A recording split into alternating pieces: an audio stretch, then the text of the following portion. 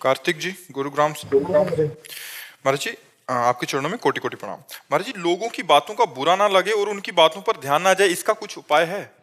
लौकिक दृष्टि से अगर पागल आदमी हमको ईंट मारे, गाली दे, तो क्या लगेगा? अरे यार पागल आदमी। ये सब बातुल भूत विवश मतवारे, ते नहीं बोले बचन विचारे, तिनकर कहा सुने नहीं काना। एक भूत लग जाए तो आदमी पागल हो जाता है ना। ये पंचभूत लगे हुए पागल नहीं। जो पंचभूत देहाभिमानी जीव काम क्रोध लोभ मोह मद मत्सर में पागल बना है, तो वो कुछ भी बोल सकता है, वो कुछ भी कह सकता है, वो कुछ भी कर सकता है। हम लोगों को चाहिए जो अध्यात्म में चलते हैं क्षमा करें, उससे क्लेशित न हो, उनको दंड न दे, पलट कर उनको गाली न दे, गाली को सह ले। यही महात्मा का स्वभाव है, यही भक्त का स्वभाव है, यही अध्यात्म में चलने वाले का यही स्वभाव है। सामने वाले ने गाली दिया, मुस्कुरा दिया। क्यों? क्योंकि उसके पास यही सामग्री है। इत्र लगाया होगा तो खुशबू देगा, और अगर शरीर में बदबू है तो बदबू देगा। तो उसकी जबान गंदी है, वो जो गंदी जबान दे रहा, हम नहीं ले रहे, खत्म क्या। अगर पागल आदमी बोले तो जलन होगी क्या? अगर कुछ बोलना भी चाहोगे तो अपना ही मन कहेगा यार पागल आदमी वैसे ही बेचारा मर रहा है, उसको क्या बोलोगे, वो पागल है। ऐसे ही बातुल भूत विवश मतवारे, ते नहीं बोले बचन विचारे, तिनकर कहा सुनी नहीं काना। हमको ऐसे लोगों की बातें नहीं सुननी चाहिए। अगर सुनाई भी दे तो पागल है ऐसा करके टाल दे। ये हुई व्यवहारिकी। अब आध्यात्मिकी बात, सब में परमात्मा बैठा हुआ है। वो हमको मजबूत करने के लिए प्रतिकूल परिस्थिति पैदा करके हमें को दृढ़ कर रहा है। जैसे शीशा है, एक कंकड़ मारो टूट जाएगा, और उसे गरम ठंडा गरम ठंडा गरम ठंडा करते करते बुलेट प्रूफ कर दिया जाता है। नहीं किया? गोली मारो तो नहीं टूटेगा। तो हमें ठाकुर जी बुलेट प्रूफ बना रहे हैं कि कोई बोली मारे तो अब टूटे ना। बोली मारे, कैसी भी बोली मारे, और हमारा हृदय दुखित ना हो, तो हमारा हृदय बुलेट प्रूफ हो गया। ये प्रतिकूलता अनुकूलता प्रतिकूलता अनुकूलता सहते सहत सहत सहत बाढ़ है भगत गृह तन गुरु हितगार। ये बहुत बड़ा आनंद का विषय है अध्यात्म। अगर हृदय में आनंद आ गया तो सामने अपमान कर रहे हैं, मार रहे हैं, पीट रहे हैं, वो अपनी मस्ती में परमात्मा आनंद में डूबा हुआ जा रहा है, तब तो अध्यात्म मिला। वो एक गाली दिए तुम दो गाली दे दिए, वो एक थप्पड़ उठाए तुम दो घूंसा मार दिए, तो बराबर ही तो हो गया। फिर क्या हुआ? तो हम नाम जप करें, सत्संग सुने, भगवान से प्रार्थना करें कि हमको सहन शक्ति दे, हम दूसरे के द्वारा किए हुए प्रतिकूल व्यवहार को आनंद पूर्वक सह पाएं। सुमिता वर्मा जी, यशोदा नगर से। महाराज जी, आपके चरणों में कोटि कोटि प्रणाम। महाराज जी, ईश्वर प्रत्यक्षानुभूति एवं साक्षात्कार का विषय है। महाराज जी, कथा एवं प्रवचन का नहीं है, इसका क्या तात्पर्य है? कौन कहता है? इतने 18 पुराण है, 4 वेद हैं, स्मृतियां हैं, शास्त्र हैं। अगर वो प्रवचन का विषय नहीं है तो प्रवचन होता क्यों है? अरे वो वाणी का भी विषय, वो वाणी से भी अतीत है, वो सबसे परे, वो सब में भरे है, वो सब रूपों में वो सबसे परे भी है। परमात्मा को ऐसे कैसे कह सकते हो कि वो ऐसा नहीं है? वो वाणी का विषय नहीं। तो जितने संत महात्मा गान करते हैं, भगवान श्री कृष्ण द्वैपायन व्यास देव जी ने 18 पुराण गान किए, 4 वेदों के द्वारा उनका गान किया, तो असत है क्या ये भी तो सत है ना। पर वो नेति नेति है, गान करते हुए भी वो कहते हैं नेति नेति, इसका पार नहीं पा जा सकता। असित गिरि समम स्यात् कज्जलम सिंधु पात्रे, सुरतर वरुशाखा लेखनी पत्र मूर्वी, लिखत यदि ग्रहीत्वा शारदा सर्वकालम, तदपि तो गुणानाम निष्पारम नयाति। हे ईश्वर, हे परमात्मा, हे भगवान, स्वयं सरस्वती जी समस्त वृक्षों को लेखनी बना ले, समुद्र को स्याही बना ले, और पर्वतों सहित पृथ्वी को कागज बना ले, और निरंतर लिखे, तो भी आपकी महिमा का पार नहीं पा सकते हैं। जो गाई जा रही है वो उन्हीं की महिमा है। इसी गायन और श्रवण से तो आप आए हो, इसी गायन और श्रवण से तो आपका कल्याण हो रहा है कि नहीं हो रहा? ये छोड़िए, ऐसे चलिए, ऐसा भजन कीजिए। तो असत होता तो तुम्हारा परिवर्तन कैसे होता? असत होता तो हम लोगों का मंगल कैसे हो जाता? असत होता तो आप दर्शन करने किसके आए हो? अगर वो वाणी का विषय नहीं है तो वाणी से जितने महात्माओं ने गान किया सब झूठा है क्या? क्यों? बोलो ना। वही वो है मत्ता परतरम नान्यत किंचिद अस्ति धनंजय। पर आंखें ठीक करनी है, वही वो है, सब सब रूपों में वही है, सब में उसी का नूर समाया, कौन है अपना कौन पराया, तो सबको कर प्रणाम, वही है वही है। वासुदेवा सर्वमित सा महात्मा सुदुर्लभा, वो दृष्टि का विषय ना होते हुए भी वो दृष्टि का विषय है, वो वाणी का विषय ना होते हुए भी वो वाणी का विषय है। राम अतर्क बुद्धि मन वाणी, मन बुद्धि से परे होने पर भी वो मन बुद्धि में अनुभव में आता है। यही तो समझना, याद हाथ से रघुनाथ कर, बेग न जाने कोई, जो जाने रघुपति कृपा, तो सपने मोह न हो। समझ पा रहे हो आप? थोड़ा सा कम समझ पा। क्या समझना चाहते हो, बोलो। तुम कौन हो, उत्तर दो। जब अपने को नहीं जानते तो क्या समझ पाओगे उस परमात्मा तत्व को? भाई समझ के लिए कुछ पावर चाहिए। आप में क्या पावर है इस समझने का? जो कह रहे हो कम समझ पा रहे हैं, तो आप में पावर क्या है समझने का? बुद्धि की पवित्रता किस ऊंचाई पर जो है साधु की बात को समझने की? मसाला भी तो चाहिए हमारे अंदर, वो सामग्री भी तो चाहिए समझने के लिए। वो अतर्क होते हुए भी दृष्टिगोचर है, वो अनिर्वचनीय होते हुए भी उसका वचन होता है, उसका वर्णन होता है। ये 18 पुराण, ये वेद, ये शास्त्र, महात्मा जो गान कर रहे हैं, ये उसी सत्य स्वरूप परमात्मा का ही गान कर रहे हैं। पर वो अनंत महिमाशाली है। जैसे समुद्र में आप डुबकी लगाओ तो आप था नहीं पा सकते, पर समुद्र में डुबकी लगाई जा सकती है, और समुद्र को नापा नहीं जा सकता कि हम इतने लीटर समुद्र है। तो एक प्रकृति की रची हुई रचना भगवान की, जल, उसको नहीं नापा जा सकता, तो जिसने इस प्रकृति को बनाया उस परमात्मा को कैसे नापा जा सकता है? ये छोटी सी वाणी के द्वारा उसको संपूर्ण वर्णन कैसे किया जा सकता है? पर संपूर्ण वर्णन होता है, अगर ना होता तो अनुभव ही नहीं होता शिष्य जनों को, क्योंकि गुरु वाणी से ही तो वर्णन करता है, तो शिष्यों को अनुभव हो जाता है कि नहीं हो जाता? ऐसे हो जाता है।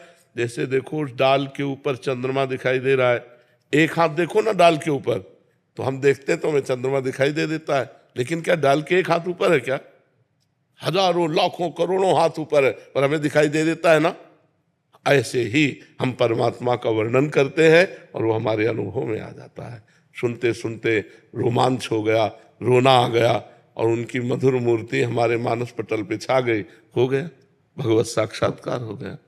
ये जितने भी शास्त्र हैं सब परम सत्य है, एक भी अक्षर गलत नहीं है। अब समझ में आ रहा है कुछ कुछ? प्रतीक नेहरा जी मेरठ से। राधे राधे महाराज जी, आपके चरणों में दंडवत प्रणाम। महाराज जी, जैसे कि आप बताते हैं कि मन के 2 विभाग होते हैं, अच्छा और बुरा, परंतु मुझ नीच से संतों का मानसिक अपराध बनता है और तत्काल मन संतों के चरणों का भी स्मरण करता है। गुरुदेव, बहुत विचलित हो जाता हूँ, डर लगता है कहीं मानसिक अपराध क्रिया में ना बदल जाए। महाराज जी, ऐसे में क्या करना? ये बात है, तो हम क्या संतों के प्रति अपराध करते हैं? महाराज जी भौतिक दृष्टि लगाते हैं। नहीं तो आपको भगवान ने सेवा दी है क्या कि आप संतों की परीक्षा लीजिए? तो अपने को बचना चाहिए। पर्वत में मस्तक मारने से पर्वत का कुछ नहीं बिगड़ता, अपना ही खोपड़ी फूट जाती है। ये संत अडिग भगवान के जन है। अच्छा, 3 गुणों का खेल चल रहा है, सतोगुण, रजोगुण, तमोगुण। अब कोई सात्विक प्रवृत्ति का है तो आपको अच्छा लगेगा, कोई राजसिक प्रवृत्ति का है, कोई तमोगुण प्रवृत्ति का है, लेकिन सब भगवान के जन है। हमको चाहिए अपना सुधार करना है। हम क्यों दूसरे को, जैसे हमें दिखाई भी दे रहा कि ये गलत है, बस हे भगवान आप ही सब रूपों में हो, मुझे संभालो प्रभु, मेरी गंदी दृष्टि दूर हो। दूसरों के कपार फोड़ना है।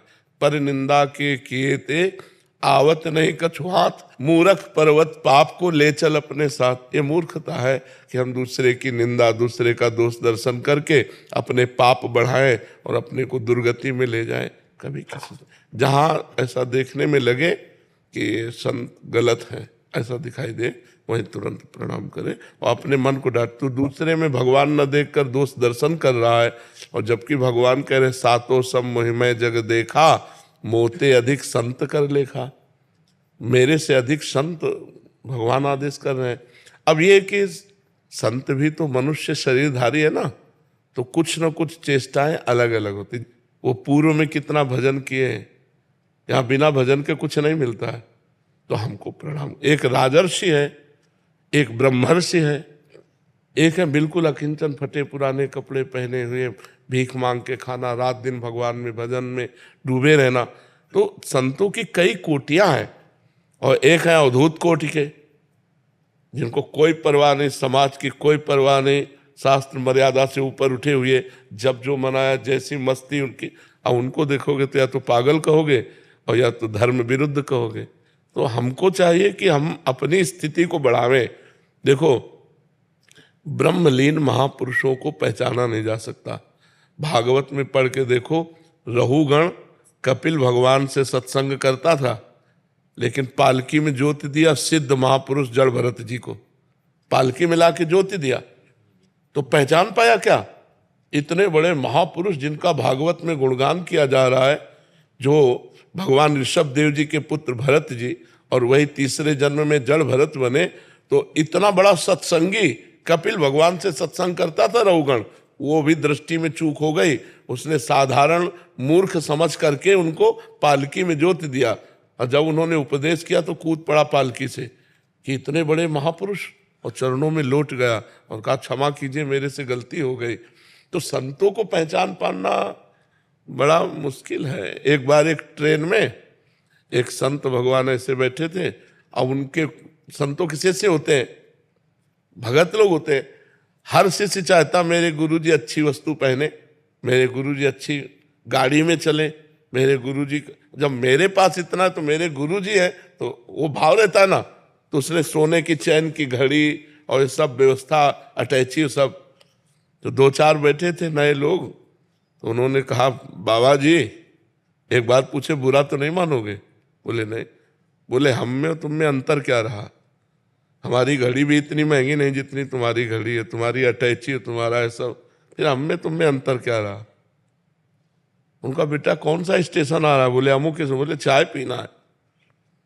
गए चाय पीने, बोले एक चाय और बनाओ, और पूरे जितने रुपए मिले थे सब चाय वाले के सामने रख दिए।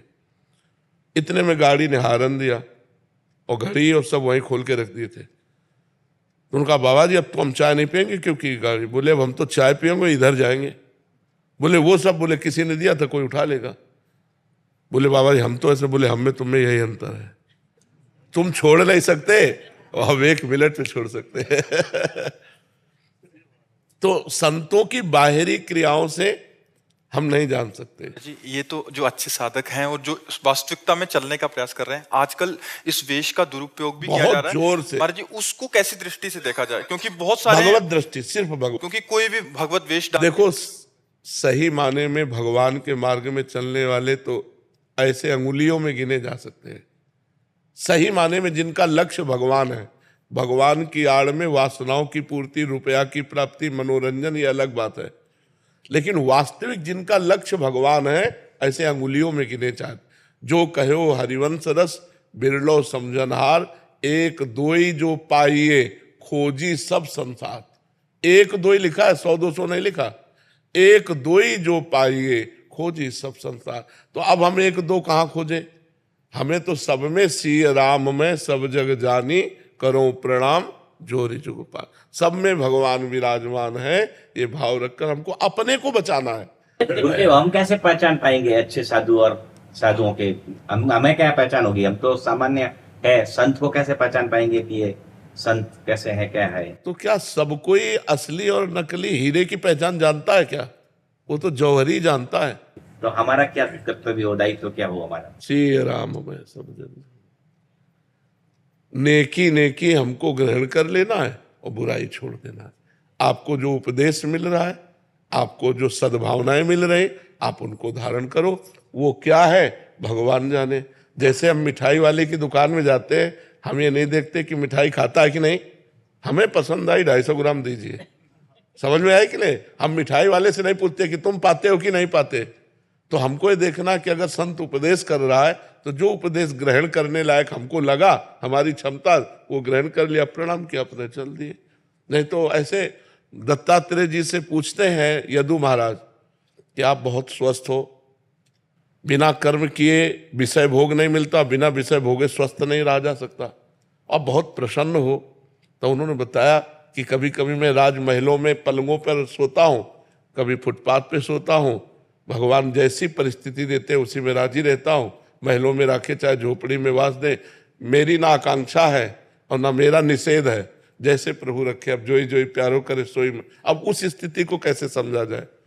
जैसे नकली हीरा और असली हीरा, तो हो सकता है असली हीरा से ज्यादा चमकता हो नकली हीरा, लेकिन उसकी पहचान जौहरी करेगा।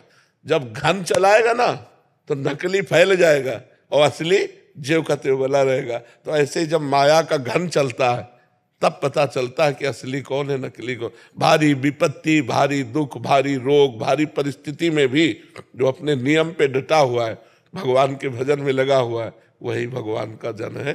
तो हमको यही मानना है कि सब भगवान के ही स्वरूप हैं। हमें जो चाहिए वो ले लिया, बस अपनी बात हमने संभाल ली है। अगर हम उनकी तरफ परीक्षा की तो हो सकता है महत् पुरुषों का अपराध बन जाए। अपराध बन जाने पर फिर बुद्धि भ्रष्ट हो जाती है। शास्त्र और संतों से तो हमारा कल्याण होता है, और वहीं हमारी बुद्धि बदल गई तो फिर कल्याण कहाँ होगा। प्रतिभा जी बेंगलोर से। राधे राधे महाराज जी। महाराज जी, जो लोग इस दुनिया से चले जाते हैं उनके नाम की माला करेंगे तो उनका फल उसको मिलता है क्या? मतलब नाम जप करके उनको हम देना चाहें? हाँ बिल्कुल बिल्कुल मिल जाएगा, पर उसको सरकारी बैंक में जमा कीजिए। श्री कृष्ण अर्पणम मस्तु, पहले भगवान श्री कृष्ण को अर्पित कीजिए, फिर प्रार्थना कीजिए तो उस जीव को भेज दिया। क्योंकि वो जीव पता नहीं किस योनि में है, ये भगवान को ही तो पता है ना। और जब हम भगवान को नाम देंगे तो वो भगवान उसकी उन्नति करेंगे। तो हम भगवान को पहले समर्पित करें, फिर उस जीव की भावना करें जो अपना सगा संबंधी रहा है, वो कि भगवान आप उसको ये नाम जब दे दीजिए जिससे उसका कल्याण हो जाए, उसका मंगल हो जाए। अवश्य मिलता है। अमित तिवारी जी गाजियाबाद से। महाराज जी। महाराज जी, आपके चरणों में कोटि कोटि प्रणाम। महाराज जी, थोड़ा बहुत पूजा की विधि भी जानता हूँ, नाम जप भी करना चाहिए ये भी जानता हूँ, लेकिन दुनिया में अच्छी नौकरी करनी है, सभी तीर्थ यात्रा करनी है, माता पिता की सेवा करनी है, सब कुछ जानते हुए भी महाराज जी कुछ भी नहीं कर पा रहा। नाम जप करो, इससे बल आ जाएगा। जो हम जानकारी का अपने प्रयोग नहीं कर पाते हैं उसमें हमारे अंदर बल की कमी होती है। हम जानते हैं ऐसा करना चाहिए पर नहीं कर पाते, हम जानते हैं ऐसा नहीं करना चाहिए पर कर देते हैं। तो इसमें हमारे अंदर अध्यात्म के बल की कमी है। अध्यात्म का जो बल है वो भगवान नाम से, सत्संग से प्राप्त होता है।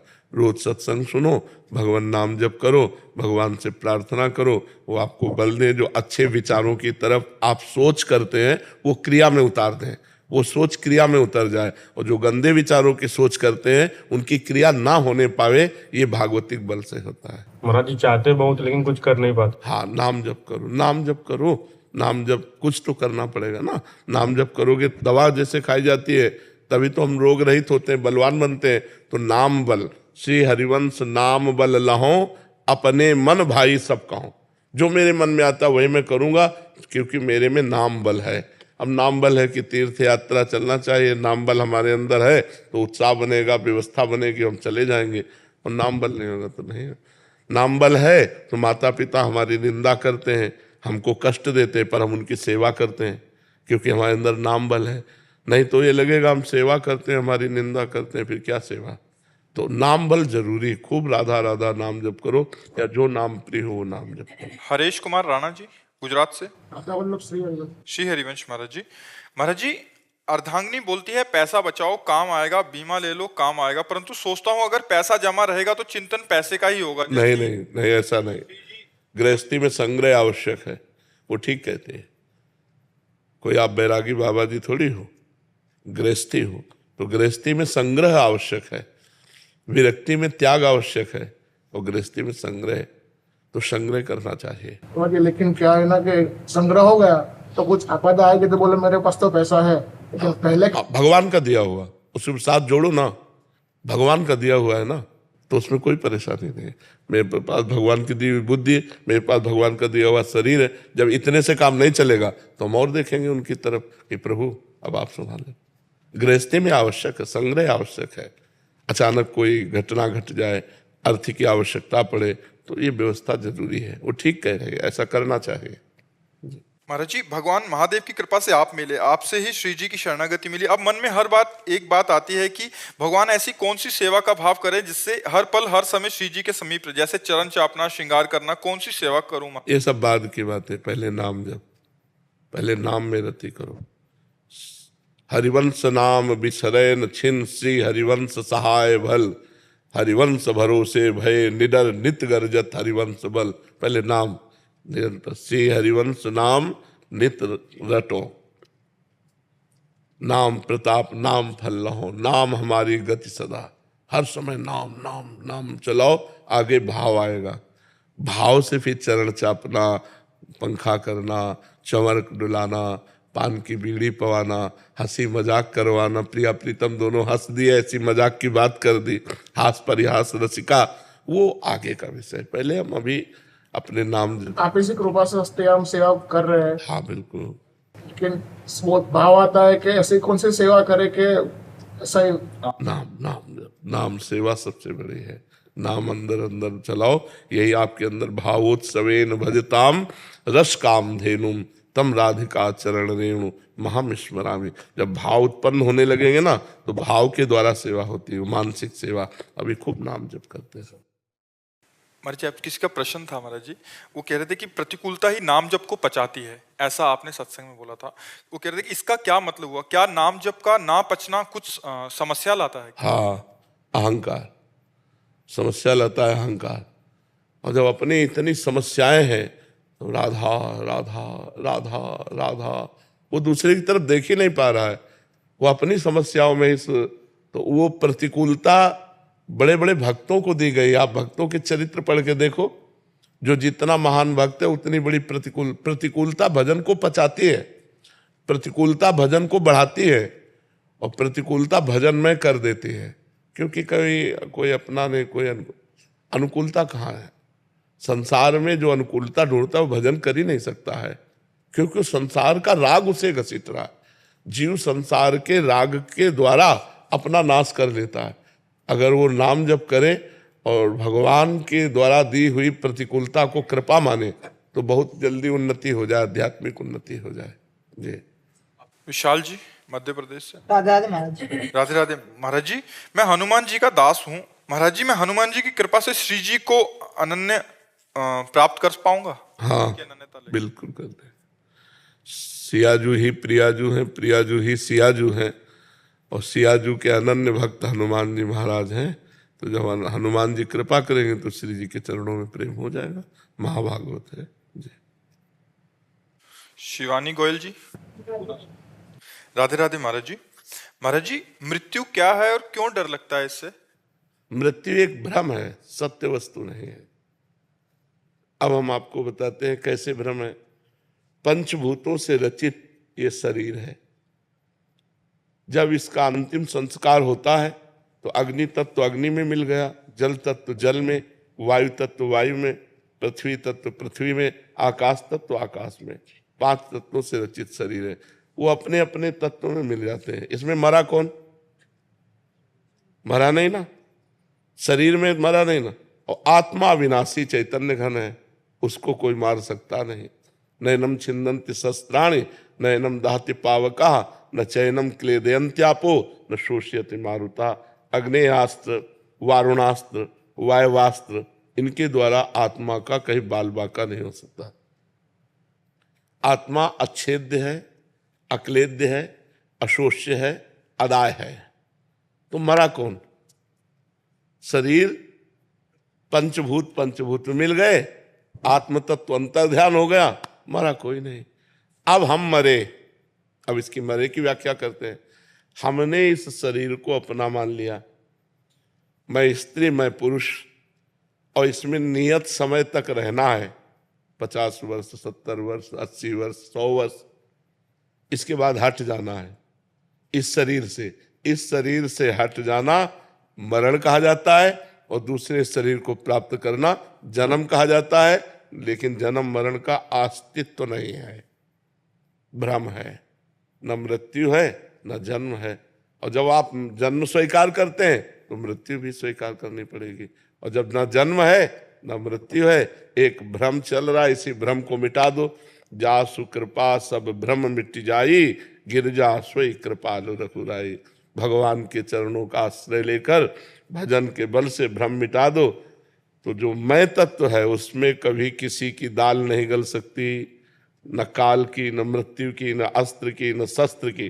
तो वो अपने स्वरूप में स्थित, शरीर का राग छूट गया, वो जीवन मुक्त हो गया, मृत्यु विजयी हो गया। मृत्यु ट्रांसफर है, मृत्यु का मतलब है ट्रांसफर, यही है अगला जन्म। और ये छोड़ना हुआ मृत्यु। मृत्यु और जन्म एक भ्रम है, अज्ञान जनित है। जब तक ये नष्ट नहीं होगा अज्ञान, तब तक ये क्रम परंपरा चलती रहेगी। जैसे स्वप्न में एक आदमी समुद्र में डूब रहा है, अब उसके बचाने का उपाय क्या है? वो जोर से चिल्ला पड़ा, मैं डूब रहा हूं, बचाओ। अब जितने जागने वाले हैं, अब क्या उपाय कर सकते हैं? समुद्र के आसपास वो अपने को देख रहा है कि मैं समुद्र में डूब रहा हूं, हल्ला मचा रहा है कि आसपास लोग हैं, मुझे बचा लें। और वो आवाज जोर से निकल पड़ी उसकी स्वप्न में, मैं पानी में डूब रहा हूं, समुद्र में, मुझे बचाओ। अब हम तैराक लावें या नाविक लावें, ये क्या करें? तो एक केवल उपाय है, जगा दो से। जगा दो तो एक बूंद पानी नहीं था, जहां डूब के मर रहा था एक बूंद पानी नहीं था, केवल स्वप्न था। नहीं तो मां कहूं मैं अनुभव अपना, सत हरि भजन जगत सब सपना। ये पहले रूप नहीं था, 60 वर्ष पहले ये रूप नहीं था। अब आगे पता नहीं कितने मिनट बाद ये रूप नहीं रहेगा, ये बीच में केवल भाषित हो रहा है, इसलिए सपना है। अगर ज्ञान के द्वारा देखो तो जैसे आपकी गाड़ी आपके पैसे के अनुसार है, ऐसे ये गाड़ी है। खूब बढ़िया दान पुण्य भजन किए हो तो तेजस्वी स्वरूप और रुपया पैसा खान पान सब दुनिया का वैभव सब सुख एकत्रित है। गाड़ी है ये, तुम थोड़ी हो। आत्मा तो जैसे हमारी वैसी चींटी की, जैसे हमारी वैसी सुअर की, जैसे हमारी वैसी चराचर जीव की। आत्मा तो एक ही है, अनेक शरीर दिखाई दे रहे हैं। जैसे सूर्य एक है और घड़े करोड़ों रखे हों तो करोड़ सूर्य भासते हैं, है नहीं, सूर्य तो एक है। ऐसे ही परमात्मा जिसे आत्मा कहते हैं वो एक है, ये करोड़ों घड़े हैं। हम श्री जी के अंश है महाराज जी। हाँ बच्चा, या जैसे कि हम श्री जी के अंश है, तो हम क्या श्री जी? अभी तुम शरीर धरा से बोल रहे हो, इसलिए समझ नहीं पाओगे कि तुम अंश हो। तुम बात जो कर रहे हो वो सुनी हुई बात कर रहे हो और शरीर धरा से बात कर रहे हो। अभी बात कर रहे हो ना शरीर धरा से, अभी तुम भगवत अंश में स्थित थोड़ी होके बात कर रहे हो। पहले भजन करो, भगवत अंश का अनुभव करो कि मैं हूं, तब आगे की बात समझ में आ जाएगी। नहीं तो चाहे जितना ज्ञान बघारो, सुन के यहां से निकल जाएगा, कुछ पल्ले नहीं पड़ेगा। नाम जप करो खूब, माता पिता के चरण छुओ, बड़े बुजुर्गों की सेवा करो, खूब पढ़ाई करो, अच्छे से धन कमा करके परिवार की सेवा करो, बुद्धि शुद्ध हो जाएगी, आगे की बात समझ में आ जाएगी। बाप पंडित होता है तो बेटा भी पंडित ही होता है। तो ईश्वर अंश जीव अविनाशी, चेता नमल सहज सुख राशि। और अपने को भूल चुके हो बच्चा, जब तक जानोगे नहीं, और वो जानना बिना साधना के नहीं हो सकता। ये कोई बातों से थोड़ी जाना जा सकता है, उसके लिए साधना करनी पड़ेगी। उसके नाम जप नाम जप करो, माता पिता की आराधना करो, बड़े बुजुर्गों की आराधना करो, सबका आशीर्वाद मिले, बुद्धि पवित्र हो, तब पवित्र बुद्धि में भगवत ज्ञान जागृत होता है। महाराज जी आपके चरणों में कोटि कोटि प्रणाम। महाराज जी 7 महीने पहले मेरे पति मृत्यु हो गई। उसी दिन प्रातःकाल मेरे को सोच आई थी कि उनका ऐसा हो जाएगा, और मैंने आक्रोश वक्त कुछ शब्द बोल दिए। महाराज जी क्या मेरे ऐसे शब्दों को बोलने और ऐसी सोच इतनी सिद्ध थोड़ी होगी कि तुम जो सोचोगी वही हो। जो होना था वो सोच आ गई आपके अंदर, क्योंकि आपका शरीर संबंध है ना। कभी कभी हम सोचते हैं और घटना घट जाती, तो जो घटना घटनी होती वो सोच आ जाती। ऐसा नहीं कि आपने सोचा वो घटना घट गई, वो घटना घटनी थी इसलिए हमारी ऐसी सोच आ गई। वो तो सिद्ध पुरुषों में होता है, तो वो अलग बात होती है। आपके तो पति हैं, कुछ कटु वचन निकल जाना या कोई कटु भावना हो जाना, तो आप इतनी सिद्ध थोड़ी कि आपकी भावना सिद्ध हो जाएगी। वो जो होना था वो आपके मुख से निकल गया, जो होना था वो आपकी भावना में आ गया। ऐसा समझ रहे ना? हाँ, तो इसमें कोई अंदर शोक नहीं करना कि हमने अपने पति का हित कर दिया, वो होना ही था। क्या हमारे आपके सोचने से किसी की मृत्यु हो जाएगी क्या? जो विधना ने लिख दिया छठी राव के अंक, राई घटे न तिल बढ़े रहुरे जीव निशंक। जितनी आयु लिख दी उतने ही रहेगा। आप खूब रो रो के मनाइए कि आप कभी ना मरिए, तो क्या बच जाएगा क्या? जिस समय मरना है उसी समय उसे मरना है। महाराज जी, ये क्या मेरे किसी पूर्व जन्म या इस जन्म के कर्मों का भोग है जो मैं भोग रही हूँ? नहीं, मतलब ऐसा हो गया, पतिदेव चले गए और विधव्य जीवन, तो ये पूर्व का ही मर्जी फलस्वरूप है।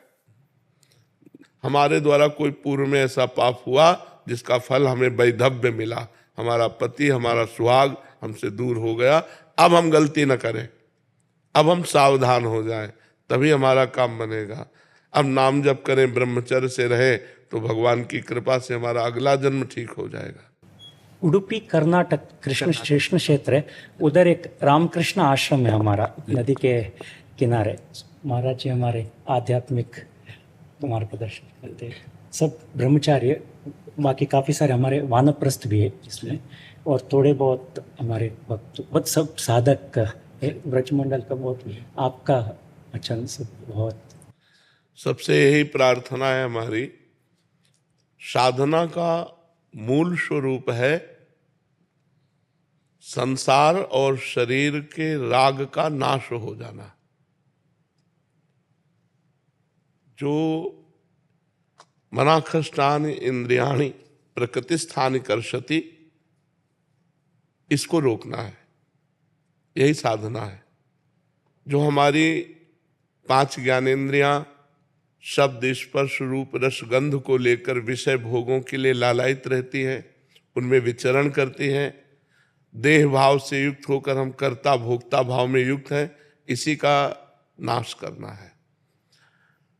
इसका सहज नाश का उपाय है जो गुरु ने नाम दिया है, मंत्र दिया है, उसको अव्यावृत, मतलब निरंतर मंत्राकार वृत्ति हो, भगवदाकार वृत्ति हो, तो संसार का चिंतन, संसार का राग स्वतः ही नष्ट हो जाता है। जैसे एक एक कवल खाने पर तुष्टि पुष्टि क्षुधा निवृत्ति होती है, ऐसे ही एक एक मंत्र, एक एक नाम जब ध्यान पूर्वक जपा जाता है तो संसार से वैराग्य, अपने स्वरूप का बोध और गुरुदेव के चरणों में प्रीति, इष्ट देव के चरणों में प्रीति, ये तीनों एक साथ प्राप्त होते हैं। जैसे तुष्टि पुष्टि क्षुधा निवृत्ति, ऐसे संसार से वैराग्य, स्वरूप का बोध और भगवान से प्रेम, तीनों एक साथ प्राप्त होते हैं। हमें पवित्र आचरण करते हुए गुरु आज्ञा में अपने जीवन को समर्पित कर देना है, और जो गुरु जी ने नाम मंत्र दिया है उसे सतत, जितना तन्मया है स्थिति, जितने मिनट धारण करोगे उतने जीवन धन्य है। और संसार के जितने शुभ कर्म हैं ये सब भगवत प्राप्ति कराने में समर्थ नहीं है। ये यहां से लेकर के बहुत तक ब्रह्मलोक तक ले जा सकते हैं, लेकिन आ ब्रह्म पर्यंतम सर्वम मायामयम जगत, आबम ब्रह्मा से लेकर के यहाँ तक सब मायामय है। तो हमारा कार्य है माया मुक्त होना। भगवान ने कहा आ ब्रह्म भुवनान लोकान पुनरावर्तिनो अर्जुन, ये बार बार आने जाने, अब आने जाने वाला काम नहीं करना। अगर हम फिर आए तो कर्म बंधन मुक्त